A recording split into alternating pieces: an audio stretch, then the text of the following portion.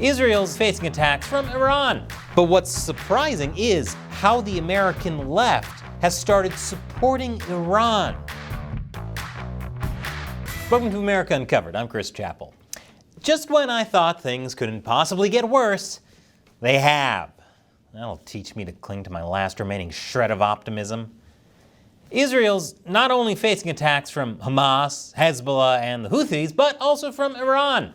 Over this past weekend, Iran seized an Israeli-linked container ship and launched a whole bunch of missiles and drones. Like, lots and lots of them. Strangely enough, this launch happened to coincide with a lot of pro-Palestinian protests happening all around the world. Total coincidence, I suppose. Well, fortunately for Israel, their air defenses were able to intercept most of the missiles and drones, though a few did manage to slip through.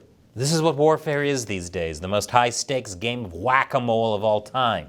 One base in southern Israel reportedly suffered mild damage. The strikes weren't just coming from Iran. This was coordinated with Iranian proxies, including the Houthi rebels and Hezbollah. Missiles came in from Iran, Lebanon, Iraq, and Yemen. To top it off, within an hour of the missile strikes, Iran's Supreme Leader Ali Khamenei reposted his pledge on X that the malicious Zionist regime will be punished. And by punished, I assume he means they'll shoot down 99% of what we throw. That'll show them. And after launching the more than 300 missiles and drones, Iran's mission to the UN took to X to say the matter can be deemed concluded, which I assume is the Iranian way of saying mission accomplished. Though it did threaten a more severe response depending on Israel's next moves. What, instead of one Israeli base receiving mild damage, they're going to aim for medium damage? Or even, dare I say, extra spicy damage? However, this attack does not come as a surprise. Many anticipated that an Iranian attack was imminent. Israel struck a consular building in Iran's embassy compound in Syria earlier this month, killing 2 generals and 5 other officers. I guess Israeli missiles can actually hit their target. That was one of many strikes Israel has conducted in Syrian territory to kill off Iranian leaders and advisors and disrupt arms transfers. That's because Iran is basically the driving force behind Hamas. This is part of Israel's response to the October 7th attack. But what's surprising is how the American left has started supporting Iran. You know, the country that still executes women for adultery by stoning and has morality police that also kill people. I get that Americans have grievances against some of Israel's actions, but when you find yourself supporting Hamas and Iran, I think your ideology may have jumped the shark. The amount of support for Iran is astonishing. I'll tell you more after the break. Welcome back. So it turns out quite a number of people are big fans of Iran, or at least fans of enemies of Israel.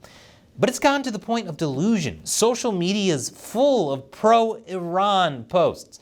Lots of people are siding with Iran and congratulating Iran for its attack on Israel.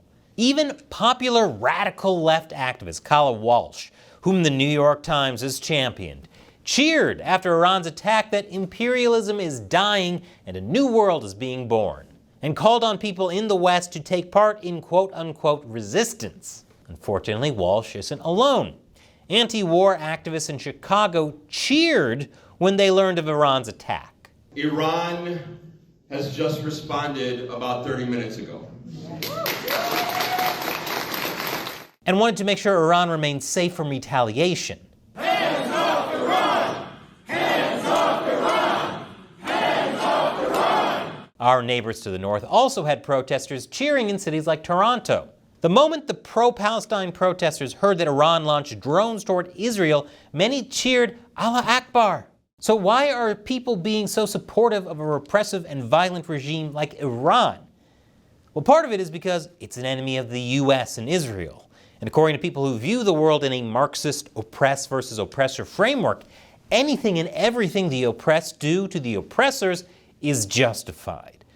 Because as we all know, Iran definitely doesn't oppress anyone. Nope, not once.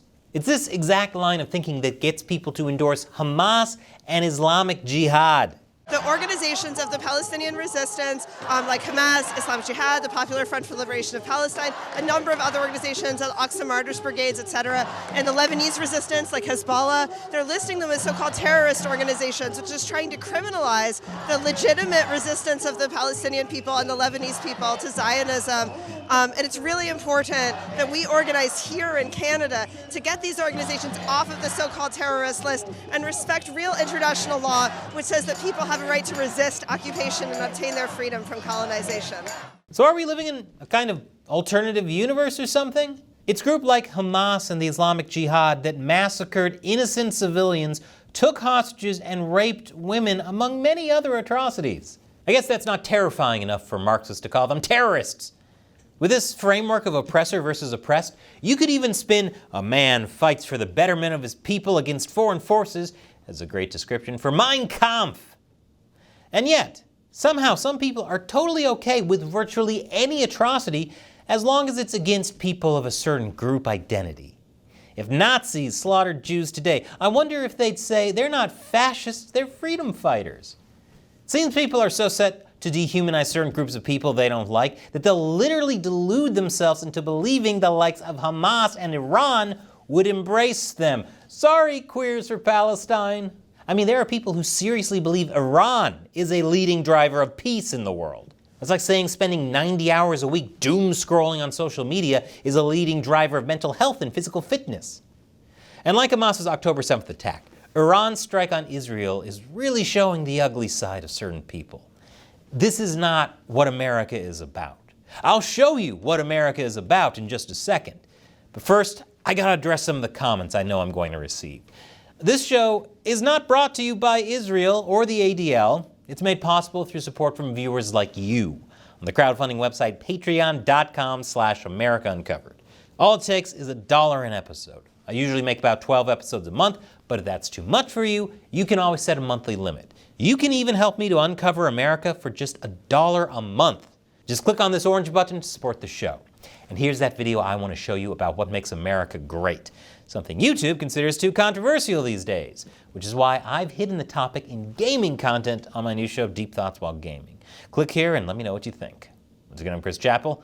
Thanks for watching America Uncovered.